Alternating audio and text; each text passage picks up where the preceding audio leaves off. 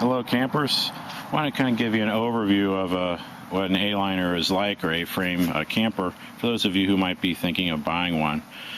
Or maybe have one, and this just might give you some ideas, things that I've learned from owning two different models over the last about 5-6 years. First of all, as we go to the hitch area, hitch is standard, it works real easy. Having the battery box on the outside, I think, is real nice. The other model we had, which was a smaller Sportliner, had it inside underneath the bed. It's way more convenient to have it out here, because you never know when you're going to need to get to the battery, change the battery, charge it, do something. Really handy to have it out here.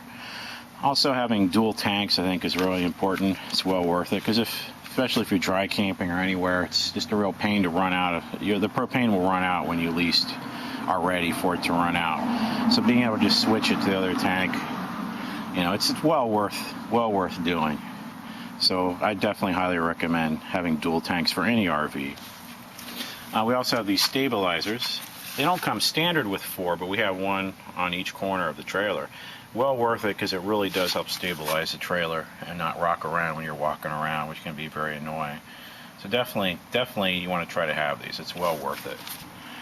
Yeah, you also see we have the tinted windows, which is a real nice feature. Helps cool things down a little bit. I'm sure it makes a difference. Hard for me to know exactly how much of a difference, but it definitely does make a difference. Coming along on the side here, this is a utility shower. This is something I don't really use that much. In fact, hardly at all. If you have a choice which options to get, in my opinion, I don't think utility shower is something really that necessary. But it depends on your situation. If you're a hunter or something and you're out hunting, it might be nice to have a quick wash down, something like this. But for me, not really. You can see A-liners and A-frames are known for having lots of window space, being able to see, and that's real nice. Okay. However, like a lot of RVs, the air circulation in these trailers isn't great on its own. Even if you have a lot of screened windows, it can get warm in there. So that's why, I think having an air conditioner is definitely the way to go for most people, unless you're always camping in the far north. Even then, it can get hot in the summers. Here in Florida, of course, you need it most of the year. Even in the winter, sometimes it can get too warm in there without air or having a fan running. So highly recommend air conditioning. This particular air conditioning unit here in the middle seems to do a lot better job than the other model we had, which had it on one of the ends right next to the front door. It didn't cool nearly as well as this air conditioner, and I think it's because of the location more than anything else, but it might be a little bit of a better air conditioner. Okay, coming around here, one of the things we have is this is a outlet for an antenna or cable outlet, and that's kind of handy, if you're in a nice park, like state parks here in Florida, where you can get, TV reception at night. It's kind of nice. Usually we use the antenna. Most places we camp don't have cable. We don't camp in a lot of KOAs except when we're traveling long distance overnight. So it's mainly for antennas, and it works very fine. There's a hookup inside where you can hook up your cable for the TV. Right here is your electrical outlet, which you can hook in right here, as you can see. It's a good idea to have an adapter to be able to hook into just standard power outlets, especially when you got it at home. You can hook it up, run the air if it's hot, work inside. This is your water hookups, fresh water connection. There's 2 different ones in there. One to fill the tank, which is what I normally do. I just usually fill the tank and run it off that. And there's also just a fresh water connection where you can turn on the water and pipe it in. I know those just kind of bother me. Usually there's a leak, a drip out of it. And I just don't like that. But, it does have that you can just hook in. But since this doesn't have a gray water tank or anything, to me, doing that kind of hookup for an A-liner just doesn't make a lot of sense. But, you might think of it differently. This over here is where the hot water heater is. If you had to get back in there, I've never really had much of a reason to get in there before, but that's where it is. Okay, it's moving around the back. Of course, you got another tinted window on the back, which is very nice. Spare tires on the back, which again is nice on this model, and they don't all have them on the back like this, especially your older models, but it's real nice, convenient here. And there's room to, like as you see, to bungee cord some outdoor carpet, which we might put down in front or in one of our screen houses, tents that we might set up at locations and put it in there so you can put chairs inside to protect the floor of the tent. Okay, coming around. Okay, this is one of many storage compartments. Well, really only two on this that you can access from the outside. This is something you'll see, on most RVs. This is a little rack where you can put a little thing. You can put a rack to put the stove or a charcoal grill on top of, which we definitely use. And what's nice here, having outlets on the outside is real nice. Very convenient, to hook things up. That's real convenient. Highly recommend those. And this is a little light, outdoor light, and there's one on the front, which is nice if you want to have a little yellow light. If you have to get up in the middle of the night, you may want a light on out here. There's another storage compartment, which you can access from the inside, but you can't access it very easily. Okay. Let's head on inside. Sorry, the floor is a little dirty. Now, on this particular one, this is a dinette, which we have usually made up into the bed all the time. This is where my son sleeps. And the other bed over here is a queen-size bed. Okay, it's roomy and it's got a real mattress, which is nice. So, you have an actual mattress here. It's not, cushions that you convert to a bed, which isn't nearly as comfortable. We did add a foam pad on here, a couple foam pads to make it even more comfortable. And it's almost as comfortable as our bed at home. And we did the same thing on the other side. And then underneath is a storage area where you can see there's where the tanks is, the water tank and the hot water tank. And there's a lot of room under here, and we use this, It's real nice storage. This is a really good selling point of the Aliner Classic, which this is. One thing you want to keep a note on beds, and this is probably true of most small RVs. If you're really tall, if you're over about 5'10", 5'11", you're not going to be able to sleep straight because it's just not long enough over here.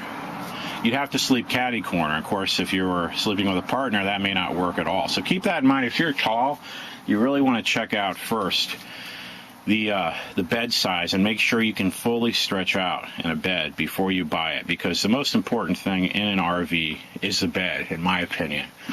Because if you're not comfortable sleeping, that really takes a lot out of the trip and out of camping. Okay, and same thing with this one over here. It's the length. There's room in this one for standard size dinette bed for one grown-up or two small people you could fit.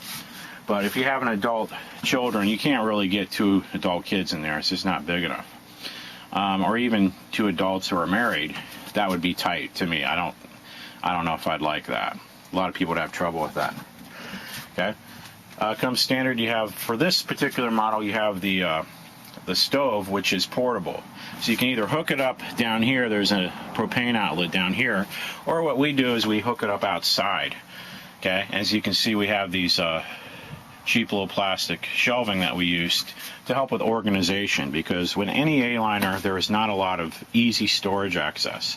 You either have to build something, which if you're handy, I've seen people do, or do something like this. So you can see we have a nice sink. Okay, so we got some stuff in there. This flips up, which is kind of nice. And it's a nice big sink, works really well. And you have some outlets.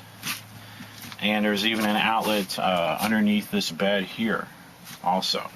Underneath here, in some models, they might have the furnace underneath the sink. We didn't want a furnace. This one didn't come with one. We almost never use it. I have a portable little cat furnace you hook up to a small propane tank, which a couple occasions I've used when we're out west. So this is where I kind of put the pots and pans down underneath there. And then everything else can be stored in these. This comes with a nice refrigerator. Okay, this is a 3-way refrigerator. There's probably a glare, so it might be hard to see. But you basically just turn it on, and then you can choose whether you want it off battery. You can choose one off battery, electric, or propane. It runs pretty good off propane, so it definitely works well. And then you have 4 different cold settings here, which is really nice. I usually set it on 4, but if I'm powered in electric, I might even do 5. And if you look inside, you have, a lot of room in here. It's a good amount of room, and there is a nice size freezer in this particular model here. It's got a lot of room. You can get, hamburgers, chicken breasts, all kinds of stuff like that in there very easily. Okay. It also comes standard right as you walk in. There's a microwave in here, which is nice. It doesn't take up a lot of space. It's right there, out of the way. Very easy to use. And underneath, there's some more storage under here. That's usually where we keep kind of microwavable meals, or we might keep bug spray or something like that we want easy access to underneath the microwave. So that's kind of nice. Let's see, what else? Oh yeah, this particular 2010 Classic comes with windows. The window shades do this. You can just pull them down, pull them up, and that's really nice. I mean, that's really nice, instead of dealing with these regular kinds of things that kind of flop around and they peel off and you got to mess with them, which is not, not really the best thing to have. So again, the air conditioning unit is over here, and it's in a central location. When you set an air conditioning unit up, it's better, I would say, to have it in the middle than on one end, because it's just not going to cool the whole trailer, even a small one, very well if it's located on one end or the other. It's better to be centrally located. And here we got a little control panel. This is for the water pump. You have a hot water heater. You just push it down. This is a refrigerator vent. This is something I guess you use if it's really hot. It helps the refrigerator. It runs a little fan. So that's not something you want to use if you're dry camping. It'll run down the battery. So that's pretty much the main things about it. Some of the imperfections of the Aliner, I would say, the ventilation isn't great. Even when you have these kinds of windows, that helps. The hot air will kind of go out if you have them up and you're dry camping. But it still gets warm in here.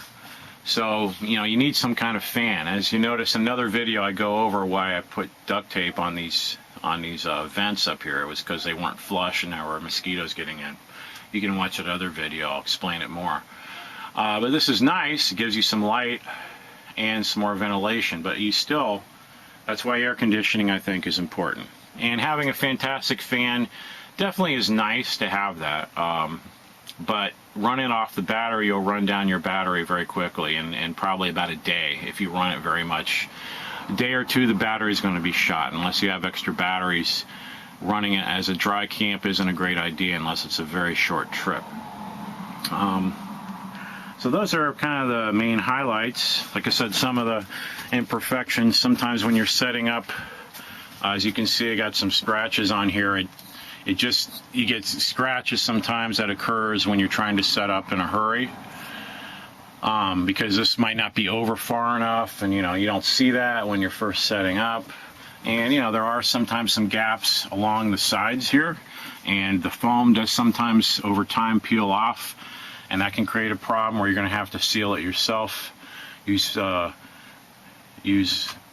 paper towels or something, because you can get bugs coming in that way also. Plenty of room to stand up for tall people in here, but like I said, for the bed, if you're a tall person, it ain't going to work unless you're taking up the whole bed and you're sleeping catty corner. So keep that in mind. All right, so that's pretty much a general overview. If you have any questions, feel free to let me know. Definitely important to check these things out before you buy them. Okay, we'll see you later.